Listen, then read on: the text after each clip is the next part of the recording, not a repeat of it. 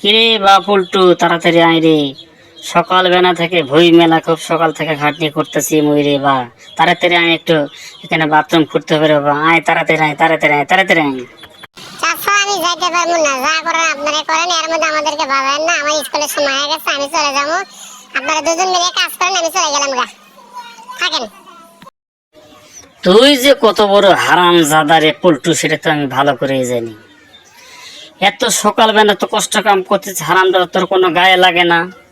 আয় তাড়াতাড়ি আয়।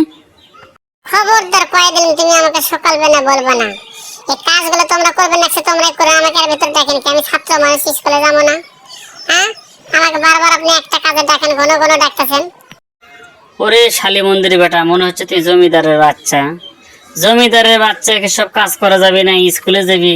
কিরে স্কুলে যাই তুই কি করবি রে হারামজাদা? বড় হবি না কি করবি হারামজাদা? চাচা মেয়ে, আমার যদি আসলে বাপ থাকতো, আপনি কিন্তু আমার সাথে এরকম অন্যায় অত্যাচার কিন্তু কখনো করতে পারতেন না।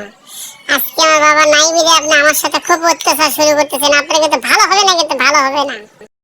ওরে জমিদারের বাচ্চা, তিন বেলা যে খাবার খাস, খাবারটা কই থেকে আসে রে জমিদারের বাচ্চা?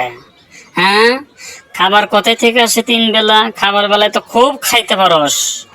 চাচা মেয়ে, খাবারের জন্য তিন বেলা খাবার খাইতে গিয়ে আপনি আমাকে খোটা দিতেছেন। আমার বাবা যদি থাকতো আমাকে এই কথা বলতো, কাকা কখনো কিন্তু এই কথা আমাকে বলতে পারতো না। কথাটা কিন্তু মাথায় রাখেন কিন্তু।